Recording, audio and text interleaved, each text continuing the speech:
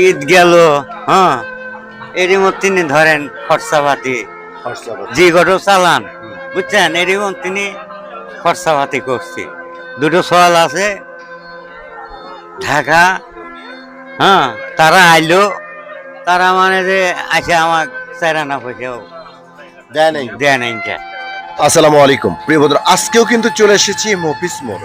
আজকে আসার উদ্দেশ্য হচ্ছে আমরা একটা জায়গায় যাচ্ছিলাম, হঠাৎ করে আমরা এখানে দাঁড়ানোর কারণ হচ্ছে গত প্রায় 6 মাস আগে একজন মুরব্বীর আমরা কিন্তু ব্যবসার পুঁজি বাড়ি দিয়েছিলাম।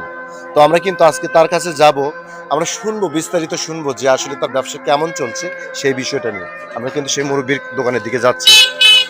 তো আমরা মুরব্বীর দোকানের কাছাকাছি প্রায়। আসসালামু আলাইকুম, কেমন আছেন?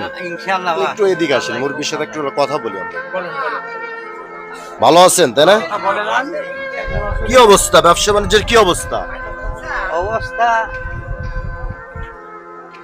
এর মধ্যে কেরাসনি হয়ে গেছে বা কেমন করে বলো, হ্যাঁ? কি সমস্যা কর, সমস্যা আগে বলতে হবে। সমস্যা হুম। মানে যে খুবই খারাপ লাগার মতো বিষয়। ছলের মায়ের দিল কি না দিল সেটাও বলল, বুঝছেন।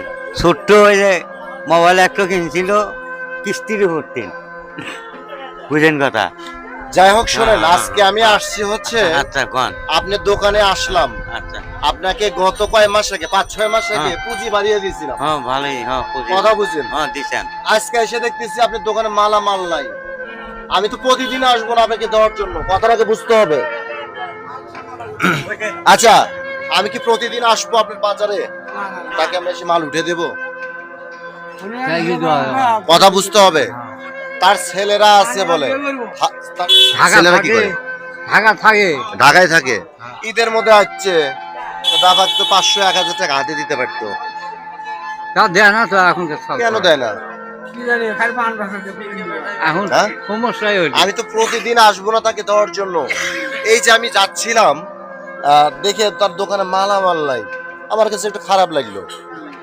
খারাপ লাগার এই এর আগে কত কি, এই যে কিছুই নাই, আসলে খারাপ লাগার মতো বিষয়। যাই হোক, আমরা এই যে আজকে আসছিলাম তার প্রতিষ্ঠানটা খোঁজ নিতে, আসে দেখে আজকে কিছু নেই, সব ফাঁকা, সব ফাঁকা। খারাপ লাগছে আমার, সবচেয়ে গর্বে বুক ভরে যায় আমি যখন, ওই মুরব্বী এদিকে আপনি আমার কাছে আসেন, আমরা যখন বিভিন্ন দোকানে মালামাল উঠিয়ে দেই, তাদের দোকান যখন ভরপুর থাকে, ভালো লাগে। কথা বোঝেন, ভালো লাগে যে আমরা তাদের 2 টাকা পারি, 10 টাকা পারি, সাপোর্ট দেই। এই যে দোকানের মালামাল নেই, আমার কাছে খুব খারাপ লাগলো। কথা বুঝেন? ঠিকই। একজন, আমরা মথুরাপুর যাইতে চালাপাড়া, ওখানে একটা বাজার আছে, এক বাজারে এক মুরব্বিকে বাদাম বিক্রি করত, নিচে বসে থেকে বাদাম বিক্রি করত, তাকে আমি পুঁজি বাড়িয়ে দিয়েছিলাম। সে তাকে চকিও দিছি, আলহামদুলিল্লাহ তার দোকান ফুলে উঠছে, সুন্দর হয়েছে, আরো বেশি পুঁজি হয়েছে। আপনার এখান থেকে পুঁজি বাড়াতে হবে, কথা বুঝেন, এটা হচ্ছে বিষয়। তো যাই হোক, হ্যাঁ বলো। দেখো এই যে এই টলডো সাইটের নিচে, কিন্তু কিন্তু আমি যে পরিমাণ বেচছি, কিন্তু ওই যে এইটা বন্ধ থাকাত আমার ওই টাকা উপজার হচ্ছে না, বেচা হচ্ছে না, বুঝছেন কিছু। ও ও গায়করাও কব এই দোকানটা বন্ধ হয়েছে কেন? ও এখন বন্ধ আসছে গেছে, তাই বুঝছেন। তো যাই হোক শোনেন, আমরা কথা বাড়াবো না, আল্লাহ যদি আবার কবুল করে আবার নেক্সট টাইম আসবো, পরবর্তী এসে যতটুকু পারি দিয়ে যাব। আর আমাদের যারা প্রবাসী ভাই আছে, আমাদের যারা বিদেশি অডিয়েন্স আছে, এই যে চাচার একটু দোকানটা একটু দেখো তো, জুমিং করে দেখো, যে তার দোকানের জন্য একটু মালামালের যদি একটু ব্যবস্থা করে দিতে পারেন, সে কিন্তু অসহায়, ঠিক আছে, এটা হচ্ছে বিষয়। তো যাই হোক, দোকানের মধ্যে কিচ্ছু নেই, এর আগে মাল উঠে দিয়েছিলাম, অনেকগুলি মাল উঠে দিয়েছিলাম, তো দোকান আবার ফাঁকা। তো যাই হোক, আমাদের যারা প্রবাসী ভাই আছে, বিশেষ করে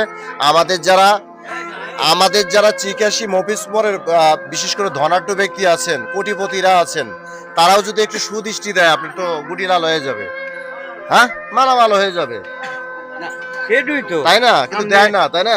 উন্নতর জন্য যাই হোক, আমাদের যারা জিনিস দিতে দেন। চিকাশি মফিজ মোড়ের ধনাঢ্য ব্যক্তি আছে, একটু খেয়াল রাখবেন মুরব্বীর প্রতি। তো তো ভালো থাকবেন, দোয়া রাখবেন। হ্যাঁ, আচ্ছা তো প্রিয় বন্ধুরা কথা বাড়তে চাচ্ছে না, আজকে আসছিলাম মফিস মোড়, এটা চিকাশিতে। তো এর আগে মুরব্বীকে মালামাল উঠে দিয়েছিলাম, আজকে একটু ভাবলাম যে একটু দেখি তার আসলে কন্ডিশনটা কি। তো কন্ডিশনটা দেখে খুব খারাপ লেগেছে।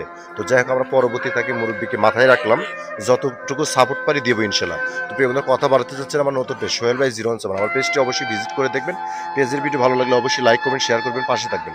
ভালো থাকবেন, সুস্থ থাকবেন, এই কামনায় বিদায় নিচ্ছি। আসসালামু আলাইকুম রহমতুল্লাহি ওয়া বারাকাতুহু।